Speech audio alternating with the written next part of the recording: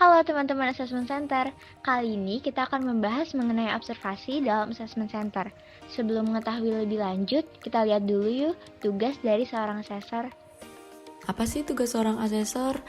Asesor atau penilai memegang peranan penting dalam keberhasilan suatu tes dalam assessment center. Kira-kira apa sih tugasnya? Yuk kita lihat. Tugas asesor yang pertama adalah observation atau mengamati perilaku. Nah, dalam hal ini, asesor mengamati perilaku dalam latihan interaktif seperti diskusi kelompok. Tugas yang kedua adalah record atau merekam. Merekam sebanyak mungkin yang dikatakan dan dilakukan. Ini adalah langkah yang sangat penting dalam proses keseluruhan dari assessment center. Dan keterampilan yang diperlukan untuk menjalankan tugas ini adalah kemampuan untuk menulis dengan cepat dan terbaca.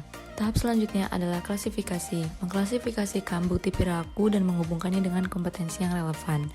Mengklasifikasikan dengan benar dan konsisten sangat penting di assessment center karena kesalahan klasifikasi apapun dapat berarti bahwa hasil yang diperoleh tidak akan valid. Tugas asesor yang terakhir adalah evaluate atau mengevaluasi hasil assessment center dari keseluruhan yang telah digunakan dalam proses assessment center. Asesor akan memberikan level masing-masing kompetensi dari tools yang digunakan dalam proses assessment center dengan rating yang sudah ditentukan.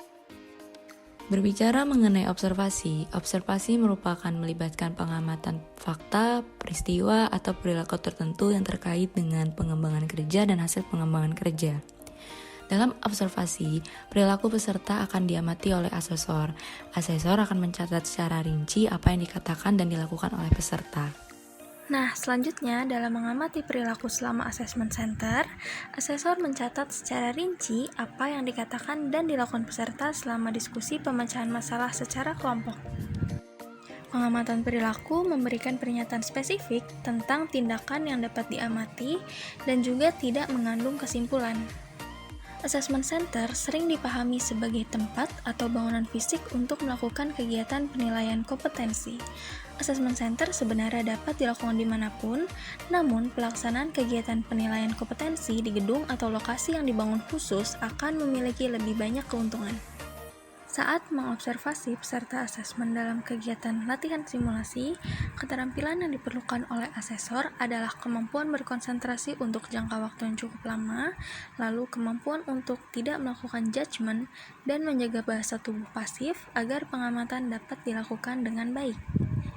Asesor mengambil posisi mengarah ke peserta, maka dari itu sebaiknya asesor yang bertugas mengobservasi dilakukan di ruang kontrol terpisah agar tidak mengganggu peserta dan juga tidak terlalu banyak orang di ruangan asesmen. Selanjutnya, untuk mengobservasi perilaku peserta assessment center juga memiliki sistematika yang berbeda-beda di setiap latihannya. Yang pertama, latihan studi kasus. Dalam latihan ini, asesor akan memegang kertas kerja yang berisikan aspek-aspek yang akan diamati dan diukur dari perilaku peserta. Untuk latihan ini, aspek yang dilihat adalah skill dan knowledge peserta.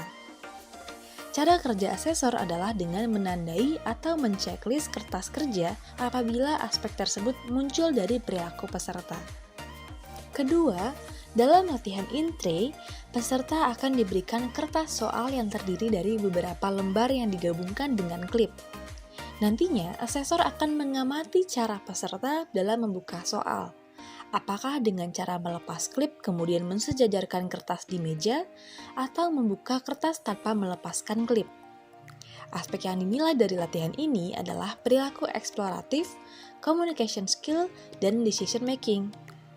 Selanjutnya, dalam latihan LGD atau Leaderless Group Discussion, peserta akan diberikan booklet yang sama dengan simulasi studi kasus untuk didiskusikan bersama kelompok. Setelah diskusi berakhir, nantinya peserta akan diberikan kertas kosong untuk menuliskan kesimpulan diskusi. LGD ini memiliki aturan khusus mengenai jumlah dan posisi duduk peserta, yaitu anggota berjumlah genap dan menggunakan meja lingkaran, guna meminimalisir adanya dominansi.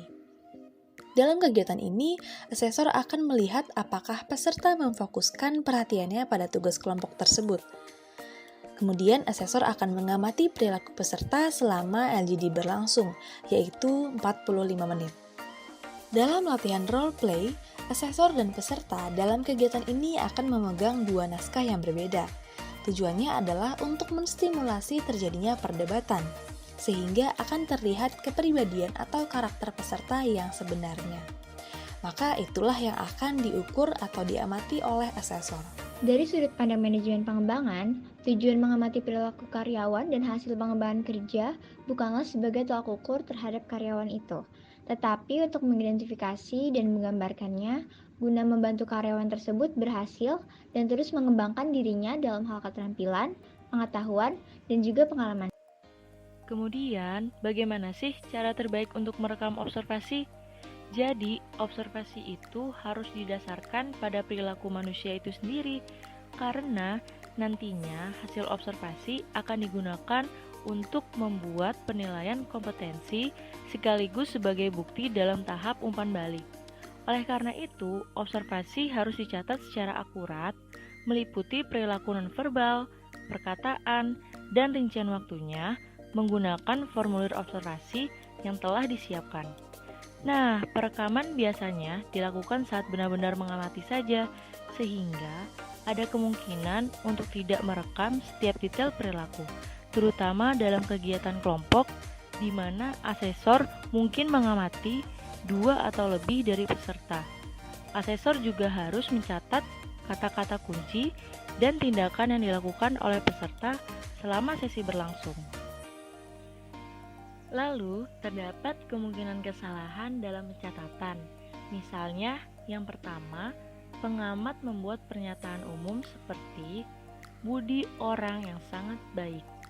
Kedua, pengamat berasumsi tanpa adanya bukti, seperti Ainun bertanya kepada Dodi karena ia tidak mengerti, atau Naufal kesal dengan Dandi. Ketiga, pengamat menggambarkan karakteristik kepribadian, seperti Dila adalah orang yang introvert.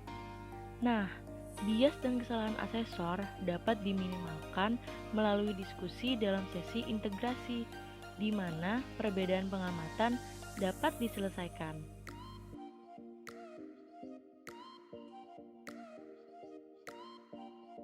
Nah, itu tadi pembahasan mengenai observasi dalam assessment center. Thank you for watching and see you in another video.